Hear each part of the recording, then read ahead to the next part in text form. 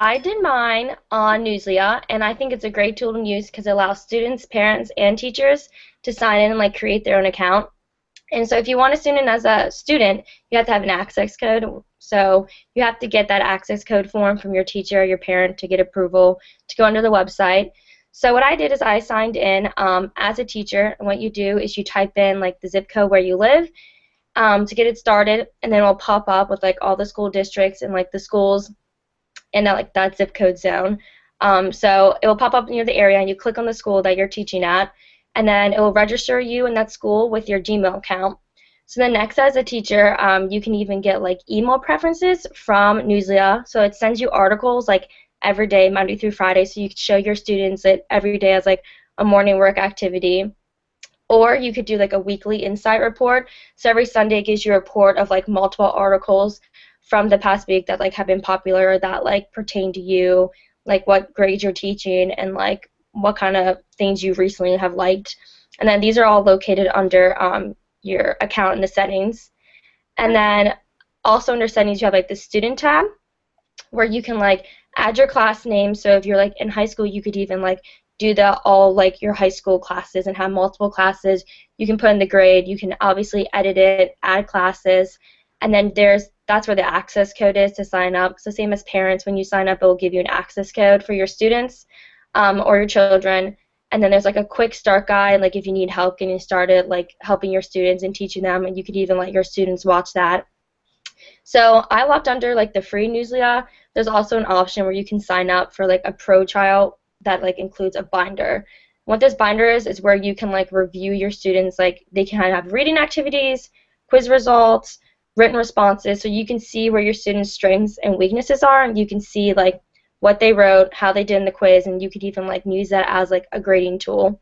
But that's all like the background information about it.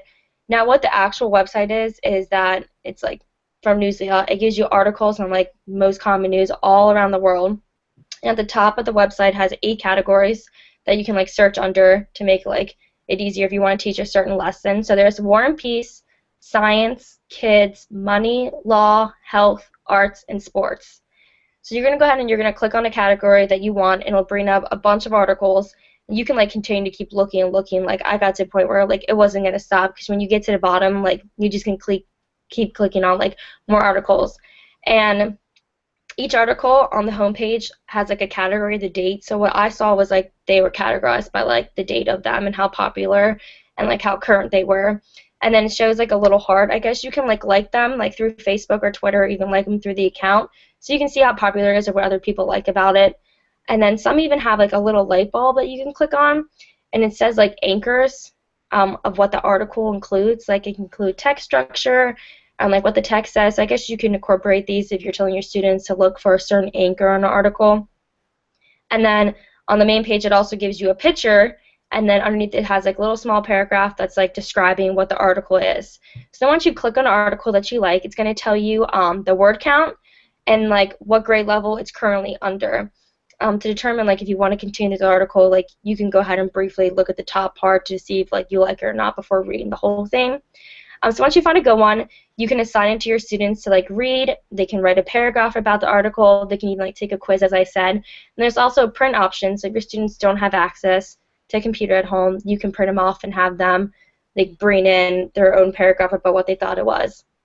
The cool thing I thought about this is that every article on the right-hand side, there's like these grade levels to make it appropriate for whatever class you're teaching. So even if you're teaching like 9th grade social studies and 12th grade, they're like broken down into like the top one is called Max, and that has like the most difficult like word choices, and then it goes 1,120 L, 1,040 L, 930 L, and then 640 L. So these edit the article's word choices, so then the children can read it depending on their level. So even if there's children like in your class all in different reading levels, you can give like the red group like the high one, and then like the blue group the middle one. So they can each read the same article and understand it, but they're all getting some different reading structure, which I thought was really nice. And then the bottom of the article, it gives you like additional articles that like you may like based on the one you just read.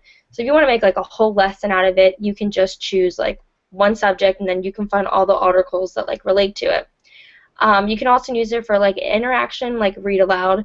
share reading, small group guided reading, and a reading conference. I thought it was just really important, like, to get children involved with the global issues, because, like, they can totally control your future. So that's all that I saw on Newsly. Like, there's a ton of, like, cool articles in there that we can even use on, like, our Dingo page. So that was mine. That's awesome. I think it's really great about the whole like changing how the text is on that Yeah, that's what I website. like. That was, Yeah, like, really really, nice. really cool. That's awesome. So I did Prezi as my technology tool. In my opinion, it's the best presentation tool that there is out there to use.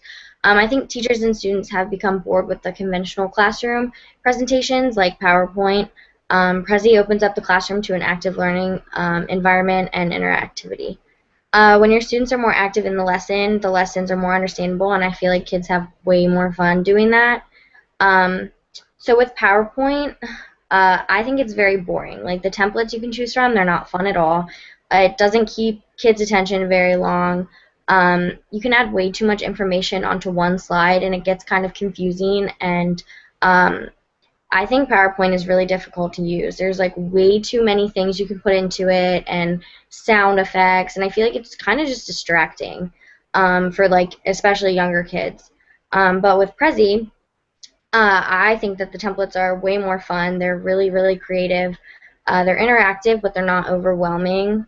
Um, Inside of the bubbles that you can add your information to, it doesn't allow too much information, which I also like, so that the kids aren't overwhelmed. It's free, so that's always good. But there's actually 4 different versions of Prezi that you could buy, and I didn't know that. I kind of just signed up for the free one. But the EDU Public is the most basic one that pretty much everybody gets. But there's an EDU Enjoy, which makes your Prezis private so that they're not just all over the internet. EDU Pro makes your Prezis private, and you can edit them offline. So you can download Prezi onto your computer and actually edit it without having Wi-Fi or anything, which I didn't know you could do that at all. And then EDU Teams is more for like companies and organizations that they can use. And each of the different plans includes a variety of different things that comes with it or doesn't come with it. So you can kind of like choose which plan that you think is going to be best for you. What else was I going to say? For teacher, I think it's a great tool for teachers to use because you can zoom in and out of like the Prezi, I guess, like to zoom in on pictures or zoom out or whatever. You can add the YouTube videos like directly to Prezi, which is always nice. You don't have to keep clicking on like different tabs and going back and forth from PowerPoint to YouTube. It's actually really easy. I found out to make Venn diagrams because you can just drag the 2 bubbles together, make a Venn diagram, and like you can have the kids come up to the board and write in their own information on it, which is really nice. So the whole class can see it. It's really useful for vocabulary studying. You can show the word and then have it like zoom in on the definition afterwards. And you can upload documents onto a Prezi, which I didn't know until I did some research on it. You can add like Word documents or whatever so that they can see those on there too. For students, I think it's a great tool also. It's a great way for them to be able to revise and break down their topic as a presentation. It's nice for like term projects maybe for older students, not just younger students, because they can keep adding to it like all throughout the year if they wanted to. I know you can do that with PowerPoint, but I just feel like Prezi is way easier. And it shows them that they can show off their creativity and whatever that they want to choose, like their templates and stuff. It kind of shows like who they are. So basically how you use Prezi, I'm sure you've used it before, but if you haven't, you just can Google Prezi and it'll come up. Click on the Get Started link at the bottom. You choose out or you pick out your plan. You can just get the free one. It comes with a lot of things as long as you don't want it private. Once you're logged on, just click on New Prezi, and then that'll take you to a templates page where you can pick out like whatever template you want. There's like clouds and like paint splattered ones and stuff like that. There's a lot you can do on Prezi. Like when you're typing in a text box, you can change the color, you can click on the different fonts and change the size of the font. If you want the fonts to be all like your header of that thing, of the bubble, you can click on header, I think it is. I wrote it down. Yeah, header, and it'll literally change all your font to look like exactly what was above it. All your slides, like in PowerPoint, are going to be on your left-hand side, and you can click on each one and like edit it individually, or you can move them around so that the Prezi goes from one to the other. It doesn't have to go in order that it comes in. You can add bubbles by just clicking on edit and adding another bubble to your Prezi.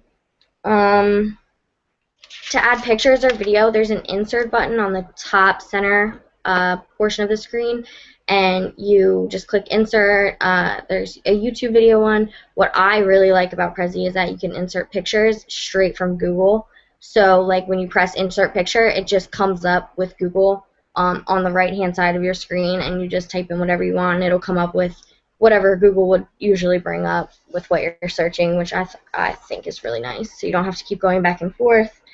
And then you can change your color scheme, which I just found out the other day, by just going to, hold on, by clicking on Customize at the top of the page. So it'll keep your whole template the same, but you can change like the color scheme of it, which is really awesome. And another great tool about Prezi is that you can share it on your Facebook page, or you can create it into a PDF file to save. And that's pretty much it. I had never even thought about the Venn diagram until you said it, because they're all circles. Yeah. Like add them in and stuff. And even if they're not like if they're not circles, they're brackets, and you can still make it into like a square Venn diagram. Even like the definition, like you can see that there's words there, but you can't read them. So like the students like aren't able to see them, but like it's cool when it zooms in, because then it's like they see it right away. I feel like that students would like that right away. Yeah. I really like Prezi. I was actually talking to a lot of people in our last class that we just had, and they had no idea how to even use it. Like Sam, she had no clue. Yeah, I feel like Yeah, I feel like a lot of people just resort to PowerPoint, but now like Prezi's getting out there, so I feel like a lot of people now are going to be like using it tons. But that's awesome. I think that was definitely a good one. Yeah.